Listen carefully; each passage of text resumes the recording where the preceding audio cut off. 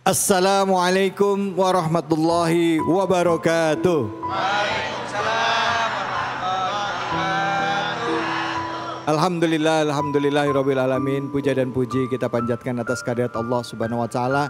Tidak lupa kita berikan salawat dan salam kita kepada junjungan kita Nabi besar Muhammad sallallahu alaihi wasallam beserta keluarganya, sahabat dan umatnya yang setia hingga akhir zaman. Hari ini kita bisa bersilaturahim dalam program kesayangan kita semua yang insya Allah selalu hadir setiap akhir pekan ya, antara Sabtu dan Ahad, tentunya hanya di iNews TV, yaitu program Cahaya Hati Indonesia. Ibu-ibu gimana kabarnya, sehat? Alhamdulillah. Bapak sehat, Pak? Dompetnya sehat? Alhamdulillah. Masya Allah. Nah, tentunya satu nikmat juga bagi kita yang kemarin ini masih bisa merayakan Hari Raya Idul Fitri dengan orang-orang terdekat. Ya, bertemu dengan anak, bertemu dengan kakak, adik, keponakan, cucu, bahkan orang tua kalau masih ada orang tua di sekitar kita. Bayangkan nikmat yang luar biasa kalau kita masih diberikan nikmat atau kesempatan oleh Allah untuk bisa mengurus orang tua kita, ya. Ya, mudah-mudahan ini salah satu ladang amal kita. Nah, untuk membahas tema kita kali ini ya, berhubungan juga dengan keberkahan untuk merawat orang tua, hadir bersama dengan kita yaitu guru-guru kita.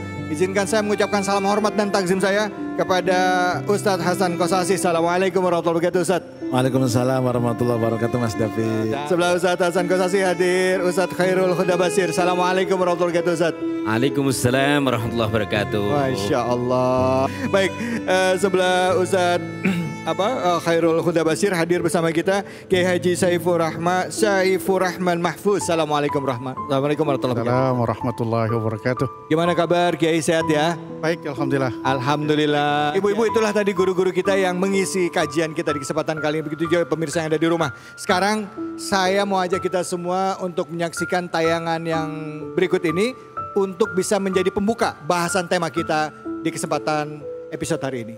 Ini dia.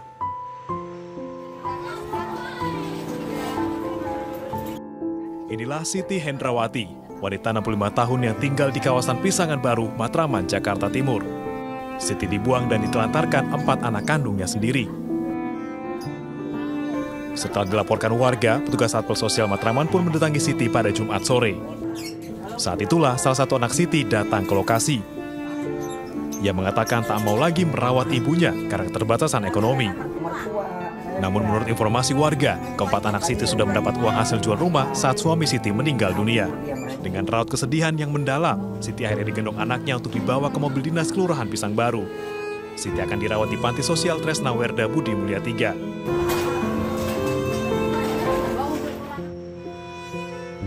Allah, kita berprasangka baik dulu ya Bu sama anaknya ya Bu ya. Kita berprasangka baik dulu. Tapi memang kondisinya ibunya dibawa ke panti sosial ya, di sana mungkin diurus sama negara. Nah, gimana nih kita menyikapi ini tanpa harus kita menyudutkan pihak manapun? Mungkin guru-guru kita bisa lebih bijak menyikapi ini dan bagaimana seharusnya. Silakan Ustadz untuk kesempatan pertama. Fadol, Ustadz Hasan. Assalamualaikum warahmatullahi wabarakatuh. Kalau kita menyimak Piti tadi, alangkah sungguh kita mengelus dada tanpa harus menyalahkan siapapun. Orang tua yang begitu susah payah melahirkan kita, dia bertaruh nyawa, bahkan tidak memikirkan nyawanya. Tapi ketika beliau dalam keadaan susah, anaknya sampai sedemikian rupa, dibawa ke panti jompo dengan alasan tidak bisa mengurus. Harusnya ini menjadi perhatian penting untuk kita. Apa yang telah orang tua perbuat tidak akan pernah terbayar oleh apapun. Maka kita wajib ketika akhir hayat beliau, di detik-detik usia akhir beliau, kita wajib untuk memberikan perhatian minimal. Saya yakin siapapun orang tua tidak akan meminta harta yang berlimpah, mobil yang mewah, rumah yang indah, bukan yang itu yang ingin diberikan, yang ingin diminta. Tetapi yang diminta satu perhatian. Saya yakin orang tua kita makan gak banyak, paling 1 centong nasi, 1 teguk air putih. Yang kita harus lakukan adalah kita menyayangi orang tua. Sebab apa kata baginda Nabi? Al-walidu awsatu abwabil jannah. Orang tua itu adalah tengah-tengah pintu surga. Kalau kita diberikan kemampuan untuk merawatnya, rawat. Tapi kalau kita nggak mau, tinggalkan, dan disitulah nanti murka Allah akan datang. 4 orang anak tidak sanggup untuk menghidupi satu ibu. Padahal satu ibu sanggup membuat anak menjadi orang dewasa. Pelajarannya adalah, jadilah kita orang-orang yang mencintai ayah ibu kita. Jadilah kita orang-orang yang mencintai orang tua kita. Sesulit apapun, ketika kita menyayangi, kita mencintai, kita perhatian kepada orang tua, kita nafkahi orang tua, kita berikan mereka makan. Yakin rizki Allah akan mudah didapat oleh anak-anak yang melindungi orang tua. Maka pesannya adalah, jadikan diri kita berusaha untuk menjadi orang-orang yang cinta, anak-anak yang cinta kepada kedua orang tua. Karena kita pasti juga akan merasakan sakit hati tatkala kita diperlakukan yang sama oleh anak-anak kita. Maka jadilah anak yang perhatian dengan orang tua. Jangan pernah takut miskin karena kita memelihara orang tua. Karena Allah akan menurunkan rizkinya dan Allah akan memberikan keberkahan rizkinya. Mudah-mudahan dengan melindungi, menyayangi dan perhatian kepada orang tua, Allah pun sama menyayangi kita. Baik, alhamdulillah, terima kasih banyak Ustadz Hasan. Selanjutnya kita simak dari Ustadz Khairul Huda. Silakan Ustadz, fadhol Ustadz. Ya baik, suasana yang memang memprihatinkan, kondisi sosial dan keadaan masyarakat yang mengundang kepedulian kita untuk mengoreksi bersama-sama. Ada salah satu sabda Nabi yang patut kita pedomani. Dalam salah satu hadis sahihnya beliau katakan, ridallahu fi ridal walidain wa sukhtullahi fi sukhtil walidain.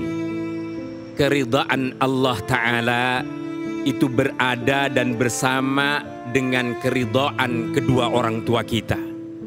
Begitu sebaliknya, kemurkaan Allah Ta'ala pasti akan juga membersamai kemurkaan orang tua kita. Karena itu, dalam hal kita berbakti kepada kedua orang tua, itu sesuatu yang memang amat sangat dianjurkan sekali di dalam ajaran Islam. Begitu sebaliknya, peringatan kepada kita atas durhaka kepada orang tua sangat ditekankan sekali.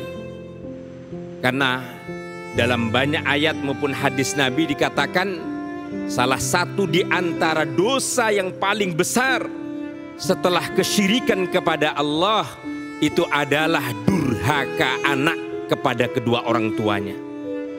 Namun Bapak Ibu para jamaah sekalian, saya melihat yang hadir ini nampaknya sudah banyak menjadi orang-orang tua, yang nampaknya juga sudah lebih banyak ditinggal wafat orang tuanya. Apa yang video tadi kita saksikan sesungguhnya juga memberikan pelajaran dan inspirasi kepada kita. Hendaknya kita dari jauh dan sedini mungkin pandai-pandailah mendidik dan menanamkan ajaran agama serta akhlak kepada anak-anak kita. Supaya kemudian anak-anak kita, cucu-cucu kita, keturunan dan zuriyah kita menjadi anak-anak yang salih salihah, yang berbakti kepada kedua orang tua kita. Karena ada sabda baginda Rasul yang menyatakan, birru aba'akum tabirrukum abna'ukum.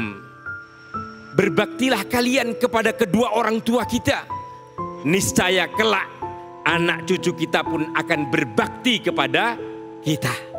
Nah ini Bapak Ibu sekalian, maka kadang-kadang mohon maaf, bisa jadi fenomena yang tadi kita perlu koreksi diri kita. Sudahkah anak kita berikan pendidikan keagamaan dan akhlak yang benar, dan kemudian insya Allah kelak menjadi anak cucu yang salih salihah berbakti kepada orang tuanya.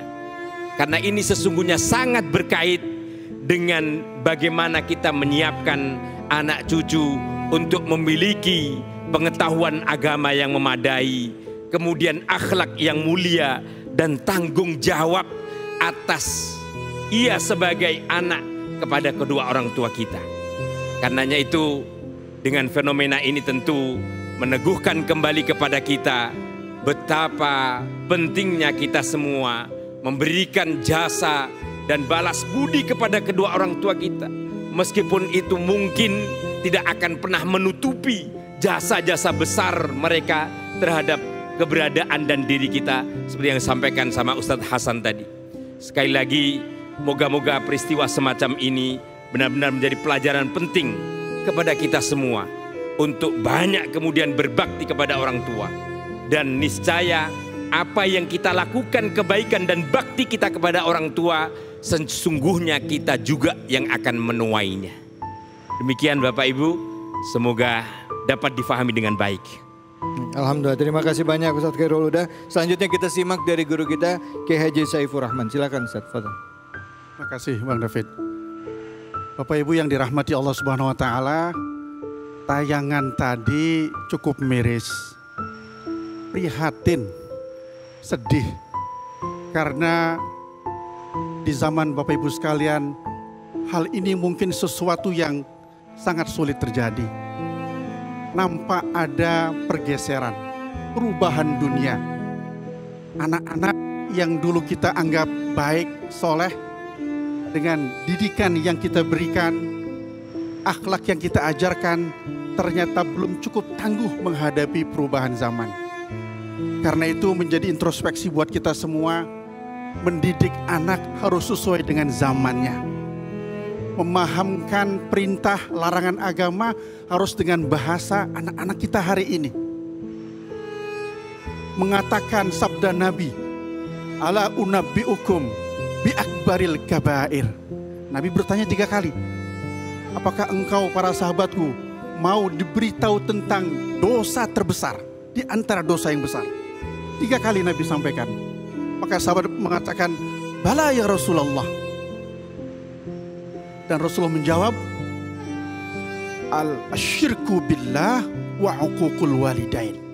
Dosa yang paling besar itu adalah musyrik, menyekutukan Allah dan melawan kepada orang tua, durhaka kepada ibu bapak. Nah, tentu saja di dalam konsep Islam kita harus belajar merenungi kembali bahwa perubahan perilaku anak tidak lepas dari didikan kita sebagai orang tua. Bahkan dalam Islam termasuk dalam upaya menjaga janin, menyusui, proses pendidikan di usia balita, sampai bagaimana kita memberikan pendidikan terbaik kepada mereka. Kita menjadi terbuka bahwa anak yang gagah saja tidak cukup, cantik saja nggak cukup membahagiakan. Karena bukan itu letak bahagia kita orang tua. Punya jabatan nggak cukup, punya pangkat, punya mobil banyak, nggak cukup kalau nggak bisa ngebantu orang tua. Kalau nggak punya waktu untuk menengok orang tuanya yang sakit. Maka kita harus kembali merenung, para akademisi, para ulama, mari bahu-membahu untuk memikirkan bagaimana menyelamatkan generasi hari ini supaya mereka tahu berbakti dan mengabdi kepada orang tuanya. Demikian. Alhamdulillah, terima kasih banyak Ustaz Saifur Rahman.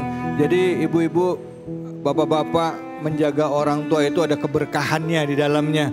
Sesulit apapun jangan hitungnya pakai otak, tapi pakai iman. Insya Allah Allah yang bukain jalan keluarnya ya.